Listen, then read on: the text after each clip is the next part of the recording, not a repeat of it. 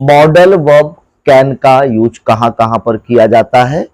वैसे अगर हम वर्ब को कैटेगराइज करें तो दो महत्वपूर्ण वर्ब होती है, एक का नाम है प्राइमरी और दूसरे का नाम है मॉडल्स। एक का नाम है प्राइमरी और दूसरे का नाम क्या है, मॉडल है।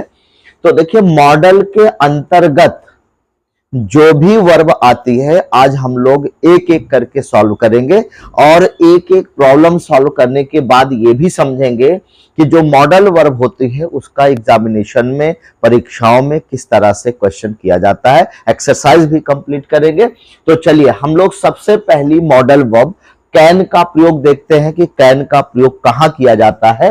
जैसे कि आप देख पा रहे होंगे यूज ऑफ कैन लिखा हुआ है। कैन का प्रयोग, यूज कहते हैं प्रयोग करने को, यानी कैन नाम की जो मॉडल्स है इसे हम कहां यूज कर सकते हैं, ये मॉडल्स के अंतर्गत आएगी, यानी मॉडल वर्ब के अंतर्गत आएगी।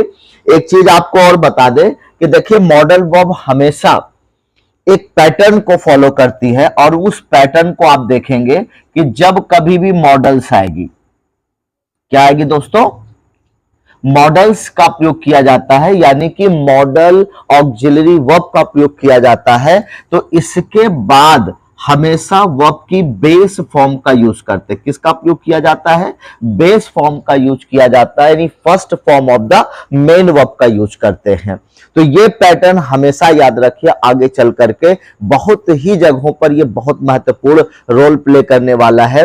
तो मॉडल्स के बाद, मॉडल्स का मतलब आप समझ गए होंगे, देखिए कुछ वर्ब्स होती हैं जिनको मॉडल्स कहा जाता है, उनकी संख्या 13 होती है और वो कौन कौन सी है थोड़ा सा ब्रीफ कर देते हैं। जैसे कैन हो गया, कुड हो गया, मे हो गया, माइट हो गया, शल हो गया, शुड हो गया, विल हो गया, वुड हो गया, कैन है, कुड है, मस्ट है, नीड है, डेयर है, ऑट है, यूज्ड है, ये सभी क्या है, हमारी मॉडल्स हैं। मॉडल एक पैटर्न को फॉलो करता है, यानी कि मॉडल्स के बाद हमेशा क्या आएगा, बेस फॉर्म आएगा, first form of the main verb का यूज करेंगे। जैसे जिसे हम एक्शन वर्ब कहते हैं जिसके 5 फॉर्म होते हैं, first form of the main verb, second form of the main verb, third form of the main verb, fourth form of the main verb. यानी फोर्थ फॉर्म वो फॉर्म होती है जिसे आईएनजी लगा के बनाया जाता है, जिसे आईएनजी वाली फॉर्म भी कहते हैं।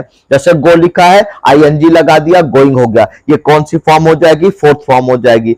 राइट लिखा है, आईएनजी लगा देंगे, राइटिंग हो जाएगा, कौन सी फॉर्म हो गई, फोर्थ फॉर्म हो गई। इसी तरह से प्ले लिखा हुआ है, आईएनजी लगा देंगे, क्या बन जाएगी, प्लेइंग बन जाएगी। तो ये फोर्थ फॉर्म है, यानी आईएनजी वाली फॉर्म जो होती है उसे फोर्थ फॉर्म कहा जाता है। और जो फिफ्थ फॉर्म होती है जिसे यस या यस लगा के बनाया जाता है। तो देखिए आज हम लोग समझने वाले क्या है कि यूज ऑफ कैन, यानी कि जितनी भी मॉडल्स हैं एक एक करके सबको जो है शॉर्ट में समझेंगे और डिटेल भी समझेंगे, उसका एग्जाम्पल भी लेंगे और उस पर बहुत सारे एग्जाम में पूछी गई एक्सरसाइज को भी सॉल्व करेंगे। तो देखिए यूज ऑफ कैन की अगर बात करें तो जो इसका पहला यूज है, सबसे पहला यूज है, इसको कहां करेंगे, देखिए डेफिनेशन भी लिखी हुई है ताकि आप आराम से समझ पाए। पेन पेपर लेकर के बैठिएगा ताकि आपको हर चीज क्लियर हो जाए। देखिए यूज कहां करना है हमें कैन का, सबसे पहला यूज, वैसे तो 8 से 9 यूज कम से कम है, और भी यूज है, लेकिन जो सबसे महत्वपूर्ण यूज है वो 9 कम से कम आपको पढ़ने हैं। पहला यूज क्या है, टू एक्सप्रेस एबिलिटी।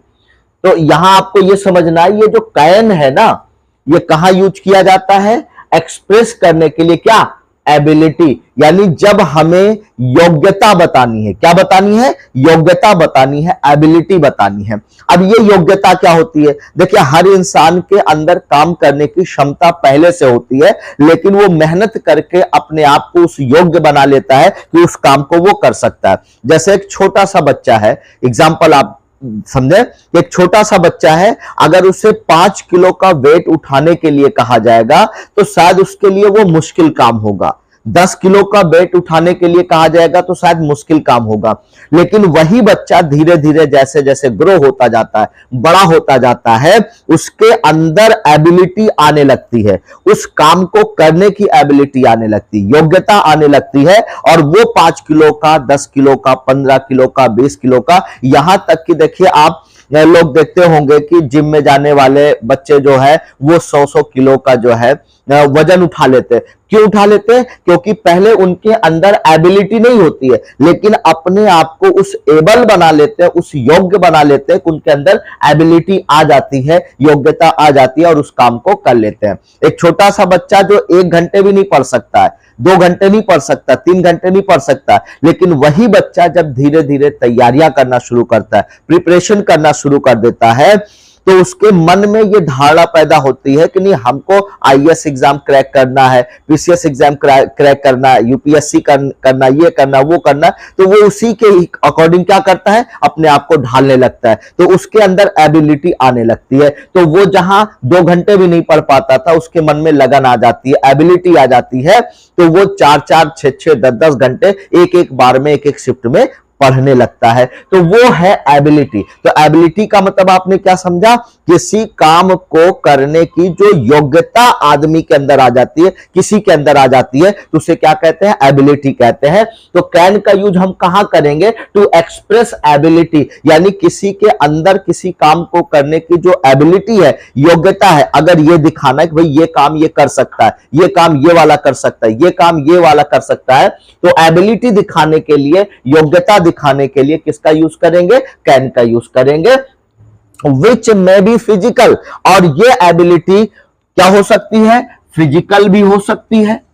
फिजिकल यानी शारीरिक भी हो सकती है, शरीर से हम जो काम करते हैं वो भी हो सकती है, या ये एबिलिटी मेंटल भी हो सकती है, मानसिक भी हो सकती है ना। जैसे अभी बताया कि कोई बच्चा 2 घंटे नहीं पढ़ सकता है, 3 घंटे नहीं पढ़ सकता, लेकिन वही बच्चा जब बड़ा होता है, तैयारियां शुरू करता है, तो उसके मन में लगन पैदा होती है, एबिलिटी आ जाती है, तो वो पढ़ना शुरू कर देता है। तो यानी फिजिकल के साथ साथ वो मेंटल एबिलिटी भी डेवलप कर लेता है।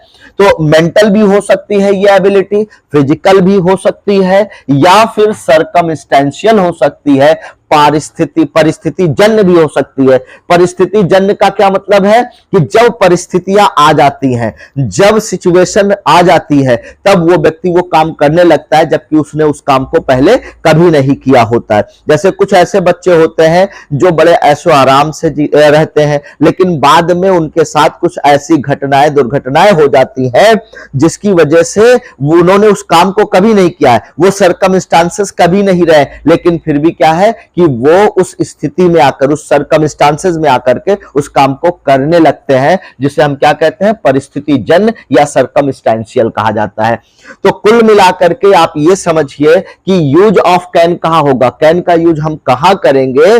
जब हमें फिजिकल, मेंटल या सर्कमस्टेंशियल एबिलिटी को दिखाना हो। क्या दिखाना हो? फिजिकल एबिलिटी को दिखाना हो, मेंटल एबिलिटी को दिखाना हो, या सर्कमस्टेंशियल एबिलिटी को दिखाना हो, तब वहां पर हम किसका यूज करेंगे? कैन का यूज करेंगे। तो कैन, अब देखिए एग्जांपल यहां पर लिखा हुआ है, जैसे I can do this work, मैं इस काम को कर सकता हूं, मैं इस काम को कर सकता हूं। आई कैन स्पीक, मैं आई कैन स्पीक इंग्लिश, मैं अंग्रेजी बोल सकता हूं, ठीक है। He can face any situation, वो किसी भी सिचुएशन को क्या करता है?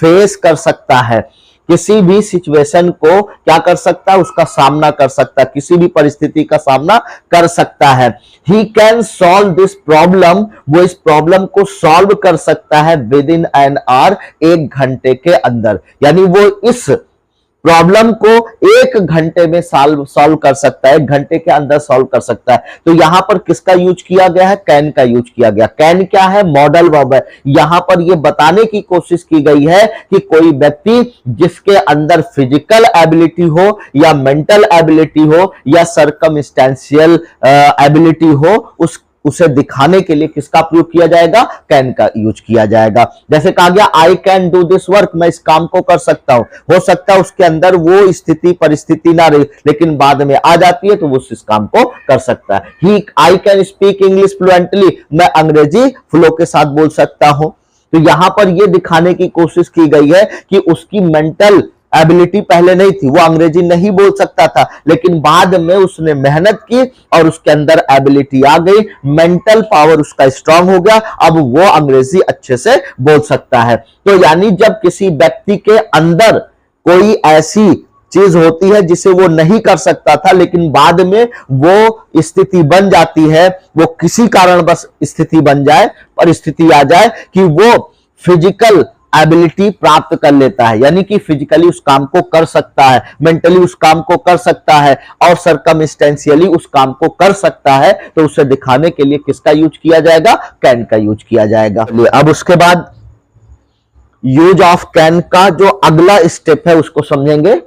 देखिए, अब तक हमने समझा कि कैन का यूज कहां किया जाता है? जब हम किसी की फिजिकल, मेंटल, सर्कमस्टेंशियल सिचुएशन को बताना चाहते हैं, परिस्थिति को बताना चाहते हैं, उसकी एबिलिटी को बताना चाहते हैं, तब वहां पर कैन का यूज किया जाता है। लेकिन उसका एक इंपॉर्टेंट पार्ट यह भी है कि कैन का प्रेजेंट टेंस फॉर्म का अर्थ आपको समझना होगा कि कहीं कहीं आपने देखा होगा इज, एम, आर के बाद एबल टू का यूज किया जाता है। किसका यूज किया जाता है?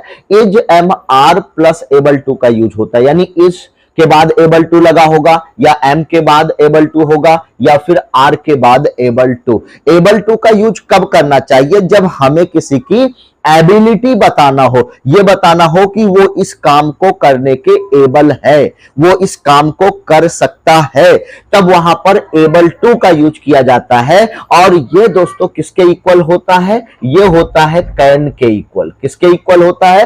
कैन के इक्वल होता है, कैन के बराबर माना जाता है। यानी कि इज एबल टू बराबर किसके होगा? कैन के बराबर होगा। एम एबल टू किसके बराबर होगा? कैन के बराबर होगा। आर एबल टू किसके बराबर होगा? कैन के बराबर होगा। यानी जहां पर हमें किसी की एबिलिटी दिखाना हो कि वो इस काम को कर सकता है, वहां पर कैन का प्रयोग ना करते हुए is able to, am able to या फिर आर एबल टू का भी आप यूज कर सकते हैं, क्योंकि ये दोनों इक्वल होते हैं, दोनों क्या होते हैं? बराबर होते हैं। चलिए एग्जाम्पल के माध्यम से समझते हैं। जैसे she can pass the examination, वो एग्जामिनेशन को पास कर सकती है। She can pass the examination, वो परीक्षा पास कर सकती है, परीक्षा उत्तीर्ण कर सकती है। तो यहां देखिए क्या लिखा हुआ है? कैन यूज किया गया है। क्या यूज किया गया है? कैन यूज किया गया है। तो she can pass the examination. अब जहां कैन लगा हुआ है और प्रेजेंट टेंस की बात हो रही है, तो वहां जो कैन का फॉर्म होता है दोस्तों, कैन का जो फॉर्म होगा वो किसके रूप में होगा? Is able to, am able to या आर एबल टू। यानी कि आप कैन को हटा करके क्या यूज कर सकते हैं? एबल टू लगा सकते हैं। उसके पहले क्या यूज करेंगे? इज यूज कर सकते हैं, एम यूज कर सकते हैं, आर यूज कर सकते हैं। देखिए इज होता है सिंगुलर, तो जब सब्जेक्ट होगा सिंगुलर तब इज का प्रयोग करिए। जब आपका सब्जेक्ट होगा आई तब वहां एम का यूज करिए। जहां सब्जेक्ट प्लूरल होगा वहां पर आर यूज करिए। तो देखिए यहां पर शी लिखा हुआ है, तो शी को सिंगुलर माना जाता है, तो इसलिए क्या हो जाएगा? She is able to pass the examination. यानी जहां कहना था आपको she can pass the examination, वहां पर आप क्या कह सकते हैं? She is able to pass the examination. चलिए दूसरा पॉइंट लेते हैं। I can defeat the enemy, मैं एनिमी को हरा सकता हूं। यहां पर देखिए, यहां डिफीट की बात की गई है, हराने की बात की गई है। यानी कि कोई ऐसा व्यक्ति है जिसके अंदर वो एबिलिटी है कि वो अपने एनिमी को, अपने शत्रु को, अपने दुश्मन को हरा सकता है। अगर इसी चीज को प्रेजेंट फॉर्म में अगर हमें कहना, क्या कह सकते हैं? I am able to defeat the enemy, आप ऐसे बोल सकते हैं। यानी कि कैन का आप इस्तेमाल ना करके बल्कि एबल टू का इस्तेमाल कर सकते हैं, और उसके साथ क्या यूज करेंगे? इज, एम, आर, जैसा कि आपको यहां पर बताया गया, क्योंकि इज, एम, आर और एबल टू ये किसके इक्वल होता है? कैन के इक्वल होता है, कैन के बराबर होता है। तो आई कैन डिफीट द एनिमी, मैं एनिमी को हरा सकता हूं, मैं दुश्मन को हरा सकता हूं। तो इसको आप ऐसे भी कह सकते हैं, I am able to defeat the enemy. यानी कि मेरे अंदर वो एबिलिटी है, मेरे अंदर वो क्षमता है, वो योग्यता है कि मैं अपने दुश्मन को हरा सकता हूं। नेक्स्ट है we can cross the Ganga, हम लोग गंगा नदी को पार कर सकते हैं। We can cross the Ganga. अब यहां पर कैन का इस्तेमाल किया गया है, तो कैन को हटा करके एबल टू का यूज किया जा सकता है। We can cross the Ganga. अब यहां देखिए वी क्या है आपका? ये सब्जेक्ट है जो कि प्लूरल फॉर्म में है, और प्लूरल के साथ क्या आता है? आर। आर एबल टू का यहां यूज किया जाएगा। We are able to cross the Ganga. आप इसको ऐसे बनाएंगे, we are able to cross the Ganga.